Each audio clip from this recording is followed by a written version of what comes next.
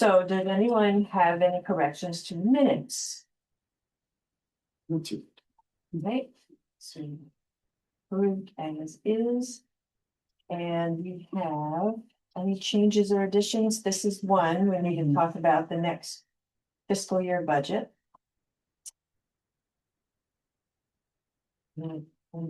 Public present. Continuing business, all right, review monthly statements. Anna has got us the town's version, and I have not had a chance to do this. So we'll just have a look at this. I do have the statement from the endowment account, which is down this month, no surprise there. But it doesn't look like anything horrible happens. With this and the other statements, I will reconcile with the books and get those reports out before the next week. Everything here is pretty much as you expected. Yeah, we're going over with the periodicals and newspapers. We'll go over more because we had such a big cut last year. So we'll want to address that. Oh. It's just John. Nice to see you. Very nice. You grab a chair. How are you? Hi, I'm Margaret. You're the one who kept sending me though, right? Yeah. Nice to meet you. But- John Orgazawa. John, Bob Bronson. Bob, Felicity Rattay. what's that? Felicity Rattay. Melissa Razay. Felicity. Alyssa. Felicity. Oh, Was it Felicity. Oh, Felicity. Yeah. I can't hear that well anymore. Next to Mark, so you can hear All her. right. All right. Next. Jen, remember Jen Rowe? I think I was just joining when you were laughing on this. And That was a long time ago. it was, we did overlap briefly. Really? Hello again. Yeah. I got done in 2012. You were attending meetings in 15 and 16 a little bit, because that's when I arrived in town. Yeah. Yeah. You were, that's it. Still. I was only on the board for 9 years. We Yeah. had three-year terms. Right. So maybe I. You hung around on the finance committee. Maybe I was still on the finance committee for a little longer. Yeah. Cool. So we're very glad to have you, because we feel the lack of some investing expertise to. Well, thank you. I mean, that's kind of what I used to spend, when I gave my report, it was based on that, really, mostly the endowment. To just explain it, how they were doing. So, sure. I'll sit in. Okay. And you know Star and Anna. Anna, no, I didn't meet Anna before, but I met Star a long time ago. Yeah. Probably everyone knows he's in town. Yeah. So, right, we'll get to this eventually. I'll just pass it down. We're just looking at the report for the month of what we have spent to date out of our budget. And Star was just pointing out that periodicals and newspapers have gone over a little bit, and that's going to continue. So will that need a vote, do you think, to put something else in that line, or just No. start spending some other line? Right. I think, or just spend that one in a negative, as long as As long as the overall is a positive. right. Yeah. Yeah, so that we really see actually Yeah. where everything is. Yeah, it's good to know what we actually spent. Yeah. Instead of moving things around. Okay. And that you're still working on spending the town budget lines Right. mostly. Yes. All right. Anything we need to circle back to on the construction budget? So I sent out, Anna had done a spreadsheet. Thank you, Anna. Really, Yeah. Really wonderful. multiple tabs. Yes. Cross-reference equations. So one of the things we discovered today, speaking with the state librarian, is that the contingency, we should be spending as though there's no contingency, and once we've spent out the grant. So the 1.4, whatever number, once we've spent that out, then we will get in touch with them and tell them we're gonna be needing that contingency money. So we can work on that. So I'll it get needs to those. be pulled out of your bottom line and Yeah, stuck in on another tab until we need it. That's probably, or some. Yeah. And what about the inflation? that that was just part of our original planning that we could do that. So it'd be take out 10% Yeah. of this and hide it. Yeah. Right. Under the mattress. So we Yeah. spent everything. Yeah, they definitely, she made it really clear that if we get to that point, they're not gonna give us a big problem about using the contingency if there's a logical explanation, like, oh, the price of cinder blocks went up 8% or whatever. So we were gonna have to tell them why our original lines went over, but she made it really clear that it's built into the project and it's not gonna be a problem. But it would be great if we could be under budget on it. 165. Yeah. Yeah, and and she also indicated that other libraries are seeing the prices have increased monumentally.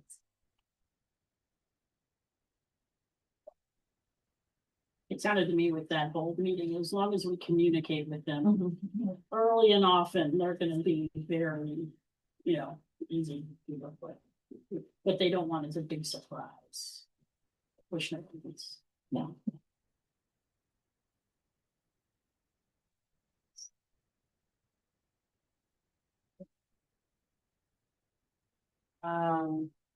Fine arts policy. I've done nothing.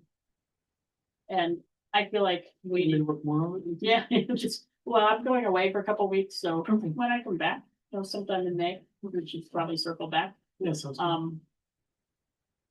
What is the fine arts policy? So because the Brooks Library is quite an old institution, they have over the years acquired objects of various quality and distinction that are art. And over time, there's been a lot of policies built up about displaying them, having other institutions borrow them, academic access, et cetera, et cetera. And also over that time, a lot of these objects, which aren't necessarily of great artistic merit or value, we have deaccessions and sold at auction and received money for. So we have a pot of money that is sort of set aside for arts, fine art, education and arts. And so but we don't have a policy around those funds and we have this sort of monstrous old policy that kind of isn't of much, we don't have as many objects, I guess, so we're just trying to look at the whole thing and redo those policies so that they reflect what our practice would be. And then that will also allow us to use that money to do things in town, to spend it for its intended purpose. So that's how I understand the thing. Yeah. So Yeah. so we're trying to just broadly rewrite a policy. And the thing about the policy, there was a lot of implementation steps, which actually don't belong in policy. They belong in a manual somewhere. That the staff has control over how policies are implemented. We just make the policy. They implement. So we're just trying to neaten that up. Well, landed here in this committee, I think because of that bunch of money that Yeah. we now have from the auction. And it just seemed like I had a ton of free time to work on it. And now this is wrong. So So plus we have a, new director coming in, so like, there's not a huge rush to get this stuff, but it's good. Gonna pay it, hopefully by the end of the year, I'm hoping. I'd be happy to have them. Great. It's somewhat in my area of expertise. Oh, good. Excellent. So you found a new director Still in the works. in the works. Mhm. Yeah. I'm not today, No, it's such a deal this week. oh, probably. Star thinks she's going to be leaving pretty soon. Right, yeah, sometime in May. Very nicely said that she will stay until. Okay. So the budget. I always say that I'm gonna bring my computer to these meetings so that I could go back and get you the 12/31/25 value and we can find out exactly what 4% of that was. But it isn't gonna be any big surprise. So we're gonna have roughly from all the different accounts, about 100,000 if we go with 4% again. If the feeling of this group is that that's what we want to do, then I'll go home and dig up the numbers and we can have them available for vote the board next week. And so one of the things. This, are we allowed to fund the 27,000 that was taken out of your request for the substitute hours? No, you can't fund, We have, yeah, that's what I thought. Yeah. Just like the Friends can't do books, right, so can they fund stuff? not, Not no, that way, yeah, it's too unstable, so yeah, So if okay. we were to, is it possible to reallocate money that we're allowed to withdraw and then leave and then use it to fund that and then it's moving money off? Is the Right. Question. which is what happened actually when we got the endowment. And that's what happened is that the board at that time, I wasn't here, but I read the minutes. And the board said, okay, we'll take on funding, $30,000 for adult books and put that money into staffing instead. So they did take things from the town budget and that freed up money so that we could have staffing and reopen because they had cut hours. So we have made that deal in the past. The thing is that we couldn't at this point because then we can't monkey with the budget at this point. We can't say, okay, we're gonna we'll take, first of all, we've taken almost everything we can out of the budget already. But we can't say, okay, we'll take the rest of our materials funding out of the town budget. Can you give it to us for staffing? That would have had to be done before it went to vote. Right. Yeah. If it comes back, if the budget doesn't pass, that's a bargain we should make. Yeah. So So it looks like we're not gonna get the money for the substitute, For the yeah, they brought that. So just for next week, I think what we want to do is just decide on, okay, we're gonna spend 4%. But we don't need to have all our line items done. Until fall, Well, Well, no. until July, when we July. start spending that. and we see, oh yeah, so. But we will know next week whether or not the budget's been passed, the town budget. So that will give us a sense of what we might have to compensate for. And just background, Felicity, it has been the board's practice to take 4% of all the endowment accounts a year, and that's basically what it is, very well settled practice, and one that we think is prudent and so forth, so that's what we continue to do. And this. This is not, this is the, this. There's a very large endowment account of about $2.2 million, and then there are 4 or 5 little restricted funds that are only for certain purposes. And altogether, the little funds plus the big fund is about 4% of that is about 100,000. Okay. So you don't see the little restricted funds on here, but we do see the big fund. And in this, the printout that Anna has made for us, those little restricted funds are under legacy. So, Oh, okay, yeah. So I have a stupid question.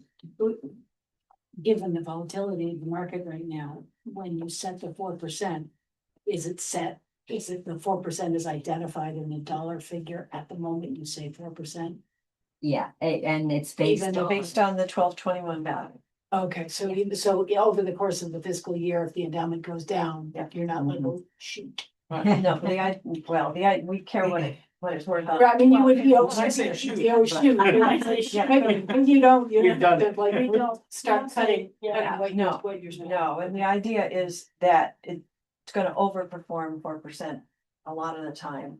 Right, Which so that'll it make up does. for itself. And so if it underperforms some year, well, in the long run. so in the, looking at the budget, there is the proposed budget, and then there is the select board budget. And part of the select board budget, and I don't know when this exactly happened, but $3,000 was taken out of the children's book fund there. So we'll want to make that up in our budget. And $500 was taken out of equipment expense. So we'll want to do that, as we go forward, for next fiscal year, we'll want to make that Make whole. those lines bigger Mhm. on our side. Was that done above board or was that just? Yeah, You it got the was- spreadsheet and it was out.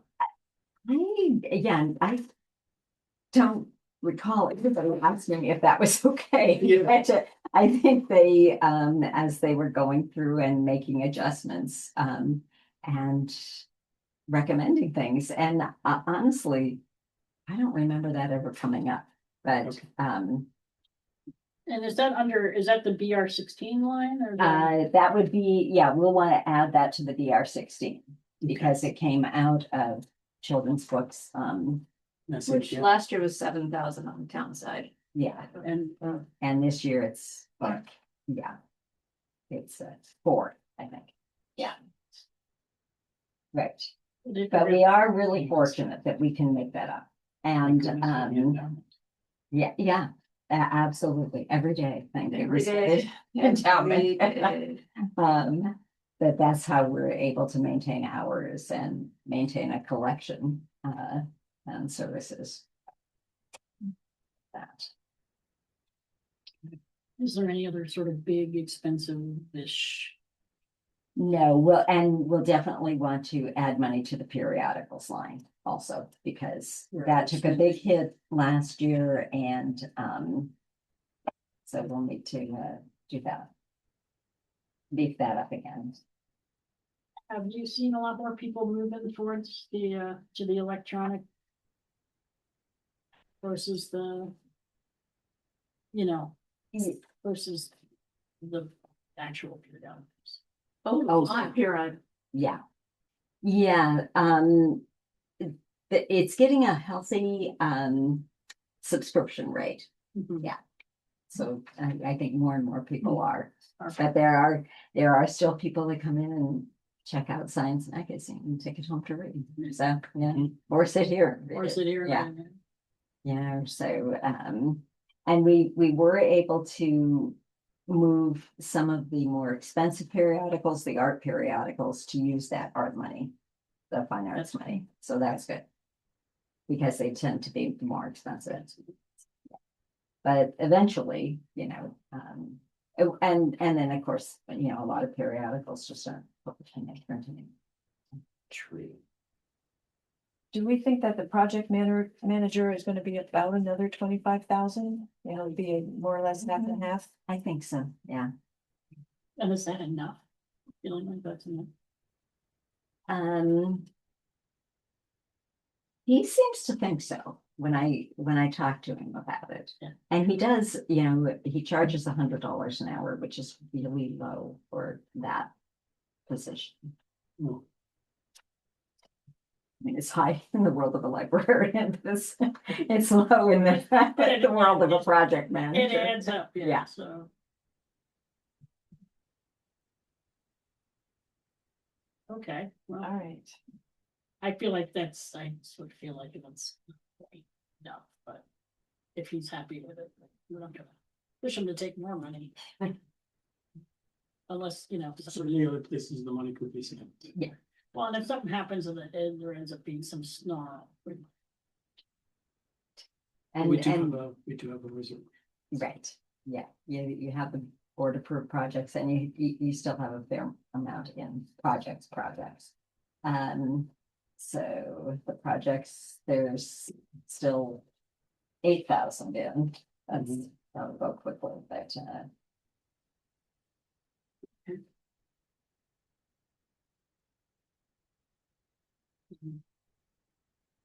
Any other questions?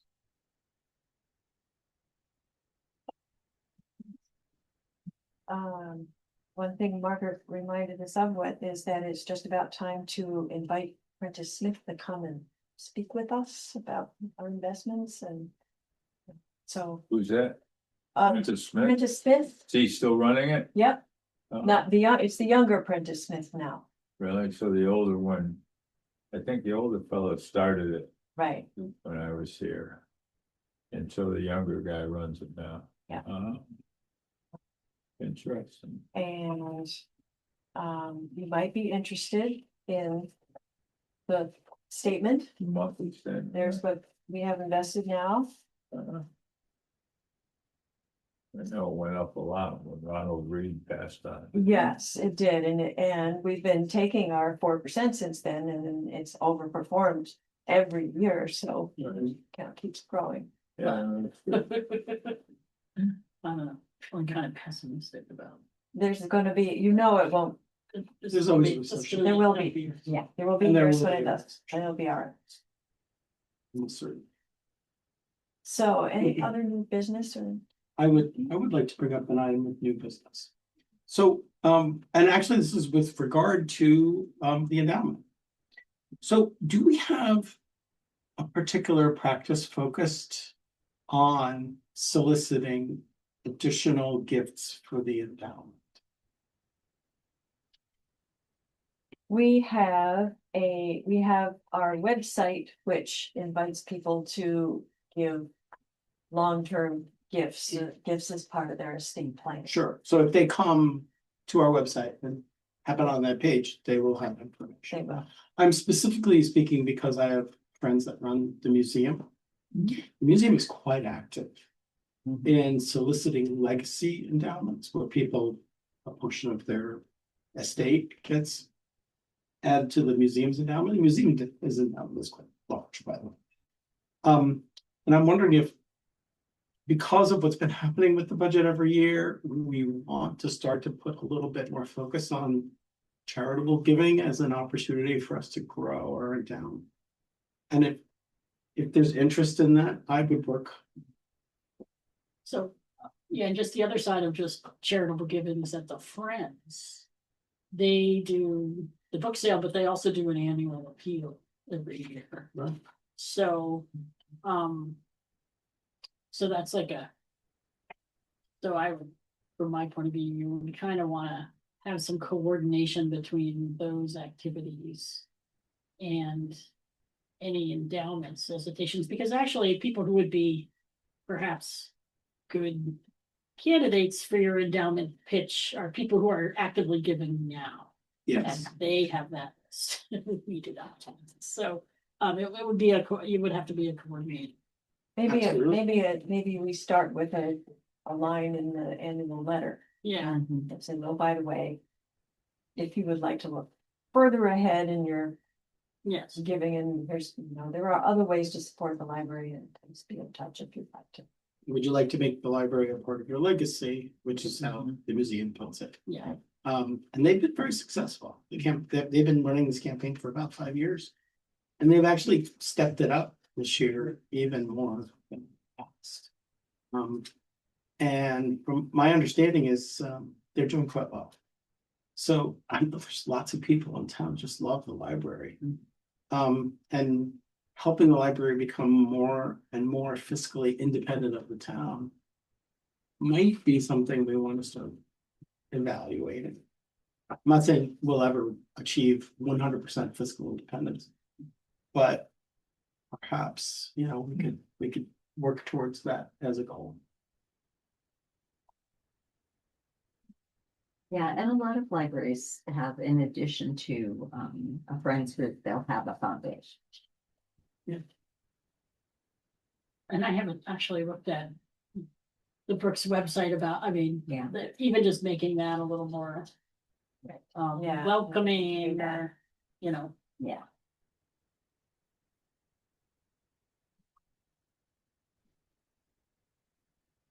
A lot of people of my generation are starting to go, Yeah, there's a lot of, Oh, yeah. potential giving out. and they got a lot of money, But so. as always, the library situation is complicated by its the symbiotic relationship with the town. I mean, it's really, if we were to super grow the endowment, then the town would feel free, rightly, to just drop off the money coming from the town, and there we would be in about the same situation potentially. Except that we're less dependent on town. And that's really the point. The point isn't, boy, we want tons more money. That'd be nice. But that we are not having to defend our budget so, stringently every year, or however you want to put it. But that, and then the town could still pay for staffing. They just wouldn't have to, maybe we say we'll focus the endowment on expanding our collections and increasing digital access and all those other things that we do so effectively, and let the town continue to fund staffing, because, obviously the HR department of the town wants all town staff to be Of course, on the payroll. as they should Yeah. be. Yeah. And just to, looking at the numbers, that means staffing is by far and large the largest expense. Of course. So we're not gonna get free of the town as far as, if we want the town to pay our staff, they're gonna be paying the bulk of our expenses. Yes. I think it's also a philosophical thing. So I actually think the town has an obligation to fund the library because it's public good, and private institutions are great, but the library is for everybody, and so if it became an institution that was only supported by donors, then it becomes something else than a place that's for everybody. And so because it's a place for everybody, I also think that everybody is obligated to put something in the pot, whether they want to or not, because it's for everybody. And The tax base. the tax base, right? And so, and so I think it's just and I know that some of the taxpayers who I've seen their comments on Facebook lately about the library and how, I never go there, so why should I pay for it? And I'm like, yes, but don't you want to live in a world where the people around you know how to read? Because you might need their help with something someday, so. This keeps coming up. Yeah, Yeah. so, I support everything you said. yeah, so I Um, I think it's a great idea to try to find ways to have more financial independence, Mhm. because we can certainly serve the community better. Sure. But I wouldn't ever say, oh yeah, let's just yeah, I'm certainly be not free of the proposing, town. I'm certainly not proposing we become, hosted by a private foundation. But we do have the ability to have individual giving, Oh, absolutely. and that can make a huge difference in programs that we think we can all. Some programs might be unthinkable because of their expense. And if we can grow that endowment, we gain more freedom to be able to be creative. And Has the endowment grown much in the last 10 or 15 years? There have been, I mean, it's grown because the investments have grown. There have been no really big gifts. Well, when did the Reed gift come? That was about 15, just about. 2015, About when I got. And that was, if I remember, I read in the paper, it was like 1.5 million. Yeah. Yes, And there was about 600 in there when I left. Yeah. So that was 2.1. Yeah. 11 years ago, and And now it's 2.2. so. It's grown. I don't call that growing. We've Unfortunately, also spent from it right, right. I mean, certainly the market's grown more quite a than bit that. more rapidly Yeah. than that. This, well, this is something I would like to talk with you and maybe with Prentice Smith about is, it's about 50% in equities. Right, And sometimes it feels to me like we have a really long horizon here. We could push out a little more than that. right, right. So that's one reason it hasn't grown like the market has grown, because it's only Well, half in it'd the be market. interesting. I don't know, I was in that business for a long time. And it'd be interesting to see what the performance of Prentice Smith was. Yeah, You know, we know it's half bonds, so that's 4%, let's say. Yep. So what did the other half was the other do? half do? And we spent a chunk of that when it came in. Yeah. That would have been like just as you were leaving, Oh, you mean out of out of the, the Out of the Ronald principal, yeah. oh, We just do improvements to the building. yeah, we did a couple massive renovations, Uh-huh. so that does it. And actually, that's a lot of our money gets spent in upkeep of the building and improvements of the building that the town could never afford to pay. so that was over and above the 4%. Yeah, That's my Right. question. Yeah. yeah. Yeah. Like a lot of municipalities, Brattleboro has a really hard time with maintaining infrastructure. Yeah, So they overbuild and then they can't keep it up. yeah, when you look at the retaining walls in town. Yes, I'm always worried when I drive under one.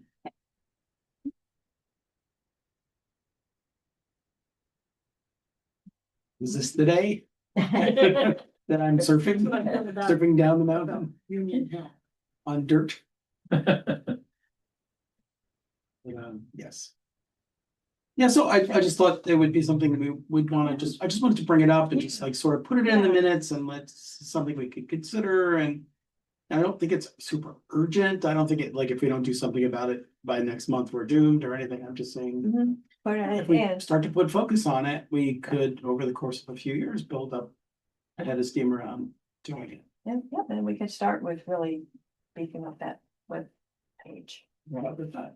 And a finding- brochure. You have a brochure Right. for. Finding ways of just mentioning it and the Yeah. communications from time to time, like every. Right. quarter. Put it in the Friends Yeah. annual appeal letter. And Yeah. And I mean, the museum goes so far as to actually actively campaign for legacies, where they actually make phone calls to individual donors who've given to the library, to the museum and say, would you be interested in a legacy? Yeah, well, that kind of stuff takes groundwork of stewardship of years, which so there's like about 5 years of work to be done with your population of donors Yes. before you get to the making of, hi, I want to talk to you about your estate plan.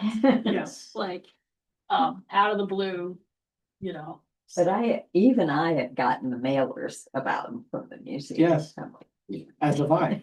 yeah. So, right. I do donate to the museum. Yeah. Now, and that's why I get them.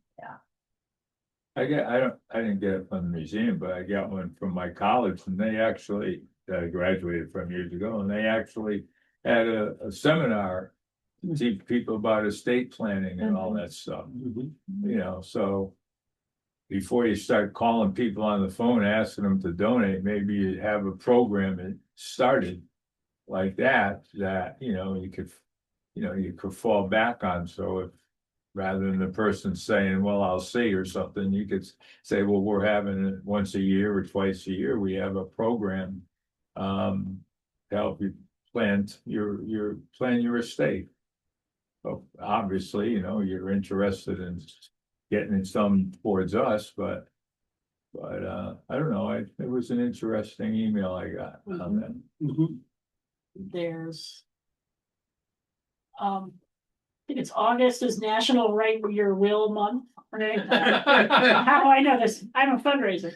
And so there are organizations who are trying to get legacy gifts, and they sort of do this thing like, hi, it's national.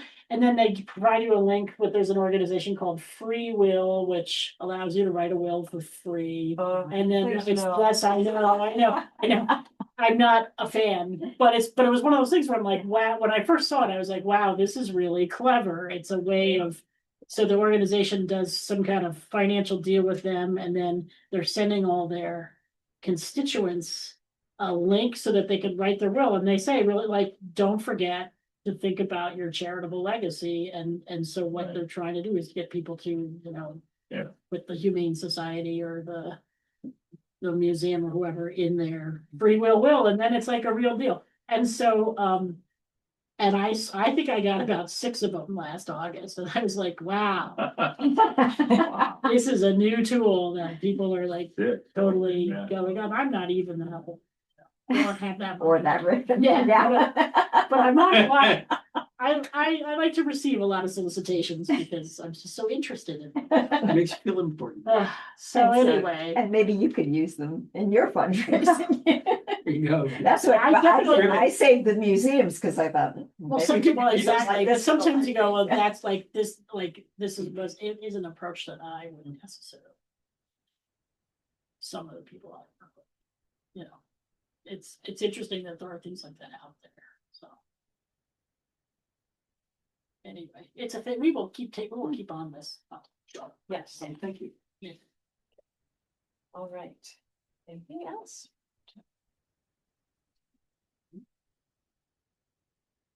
Think we're good. I'll stop the Next, recording. Next meeting? Next meeting.